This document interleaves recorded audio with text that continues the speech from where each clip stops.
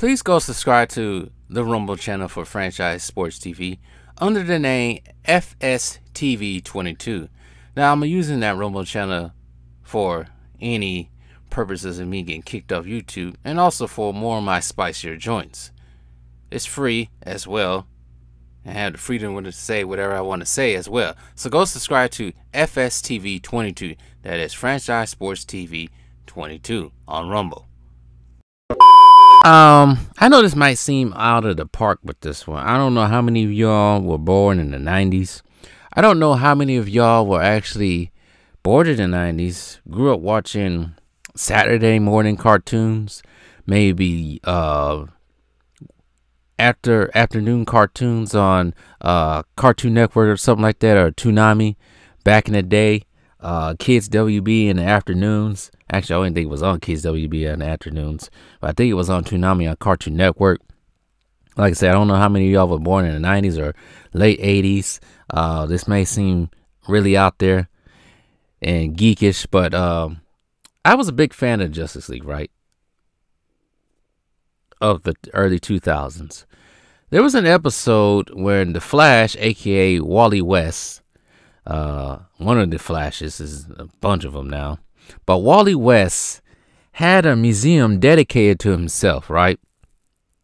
He was opening up a museum and he wanted everybody to go, and I think I'm trying to remember the episode correctly. I've seen it so many times, I don't know why I can't remember it, but he wanted Orion, the son of the evil Darkseid, and Batman himself, to be at his opening of his museum. And he was so obnoxious with the museum opening, so somewhat narcissistic about his museum opening. I think a couple of bad guys spoiled that opening for that museum.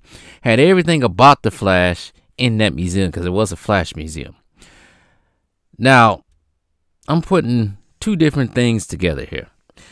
Everyone gets on Michael Jordan for whatever he did in his younger years in his playing career when it comes to the fans, calling him a jerk, an asshole. It could be true. I think it was true, but I think now Michael Jordan has, settled down, probably has become more mature in his senior citizen ages, at his age now. It seems like he's been more opening up. He did decide to come to the 75th anniversary team and all that anniversary celebration. He's been in more commercials now for his own brand. I think he was in Paris with all the Jordan athletes and all that stuff. He seems a little bit more, not so much outgoing, but a little bit more out there and everything. So I mentioned the Flash, the superhero Flash, and then Jordan. So everybody likes to get on Jordan because he was an asshole and all that. Some even thought he was narcissistic. Somebody want to tell me why, and him still playing in the league, while LeBron James has a museum dedicated to himself. Oh yeah, it's dedicated to himself because I think it was funded by his own foundation. That screams narcissism to me. I think he has like a picture of Jordan, him and Jordan on the bench before a famous basketball game that LeBron played in back in 2003. I think he has a jersey, a number 8 jersey, not a number 24 jersey of Kobe, but a number 8 jersey. The whole thing is dedicated to him, similar to what the Flash had in his museum. Dedicated to him and him only, praising his name like a god. Oh yeah, that's what James thinks he is to y'all. A god, and his stands just sit there and worship his feet, his every move. He can do no wrong. And I think this museum is, of course, in either Akron or Ohio.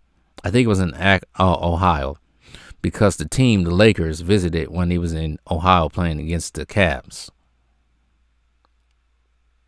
And I think he just revealed it this past week. It's called the LeBron James Court Museum, which provides a rare glimpse into his early life and basketball journey. Oh my goodness. That doesn't scream narcissism. I don't know what does. Now, Jordan doesn't have a museum dedicated to himself anywhere, does he? I don't think he needs to. I don't think there's any other player.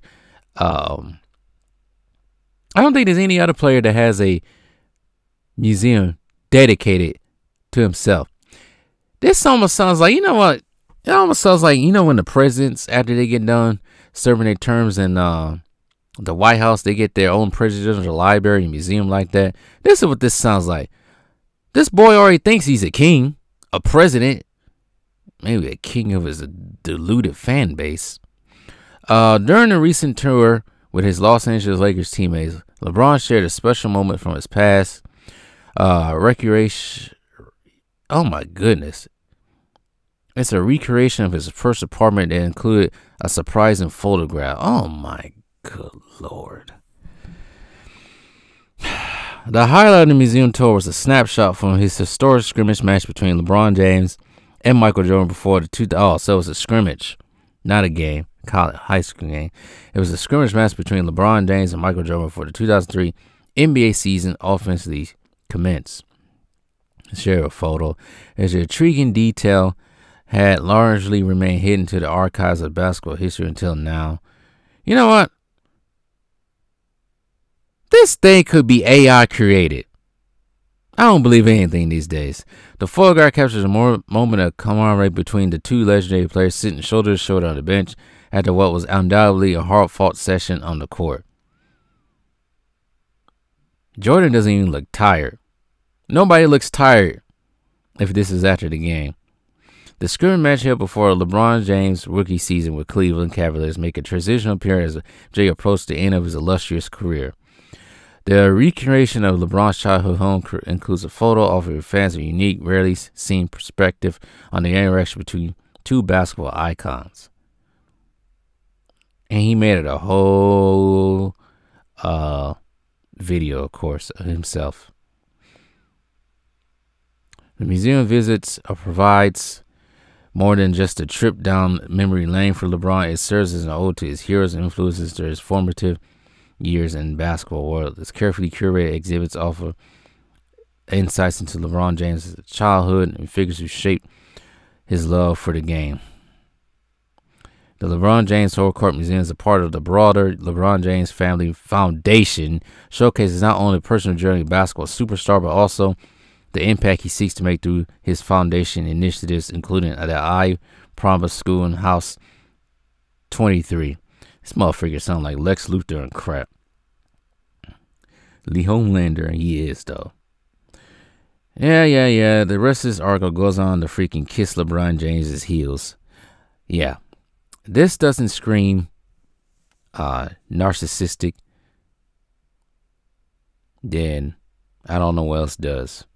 A museum, a shrine to his own self, paid by him. Not by anybody else, but paid by him. Yay.